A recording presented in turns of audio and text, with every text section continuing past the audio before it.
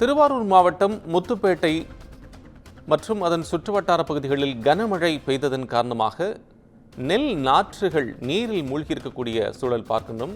1 அடி 2 அடிக்கு மேல் தண்ணீர் இருப்பதை பார்க்க முடிகிறது. அதிகாரிகள் ஆய்வு செய்ய கோரிக்கை வைக்கப்பட்டிருக்கிறது. விவசாயிகள் இந்த கோரிக்கை வைத்திருக்கிறார்கள். நடவு செய்யப்பட்டு சூழலில் நெல் நாற்றுகள் நீரில் மூழ்கியிருப்பதால் விவசாயிகள் வேதனை அடைந்திருக்கிறார்கள். இதற்கு தகுந்த நிவாரணம் வழங்க வேண்டும் என்றும் கோரிக்கையினை வைத்திருக்கிறார்கள் அரசுக்கு.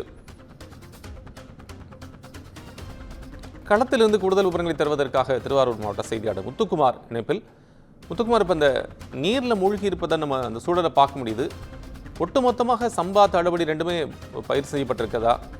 அதிகாரிகளுக்கு விவசாயிகள் வைக்கக்கூடிய கோரிக்கை என்ன? வணக்கம் கோபால்.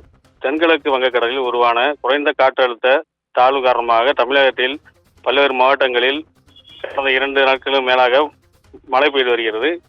குறிப்பாக டெல்டா மாவட்டம் திருவாரூர் மாவட்டத்தில் கடந்த 2 நாட்களுக்கு மேலாக கனமழை பெய்தது காரணமாக திருவாரூர் மாவட்டத்தில் ரெட் அலர்ட்டும் விடுக்கப்பட்டிருந்தது.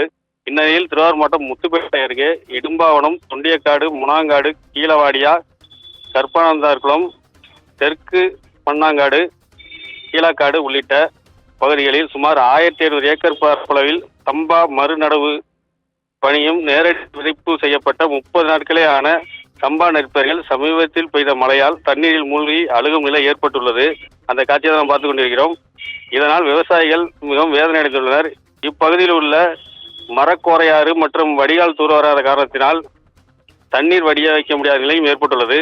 தற்போது விளைநிலங்கள் முழுவதும் தண்ணீர் சூழ்ந்து பயிர்கள் முழுவதும் அழுகும் நிலை ஏற்பட்டுள்ளதால் உடனடியாக பாதிக்கப்பட்ட மக்களுக்கு துறை சார்ந்த அதிகாரிகளை நியமித்து தமிழக அரசு தண்ணீர் வடிய உரிய நடவடிக்கை எடுக்க வேண்டும் என்றும், மேலும் உரிய முறையில் ஆய்வுகளை நடத்தி உரிய நிவாரணம் வழங்குவதற்கான நடவடிக்கையை மேற்கொள்ள வேண்டும். அப்போதுதான் வரும் காலத்தில் விவசாய பணிகளை மேற்கொள்ள முடியும்.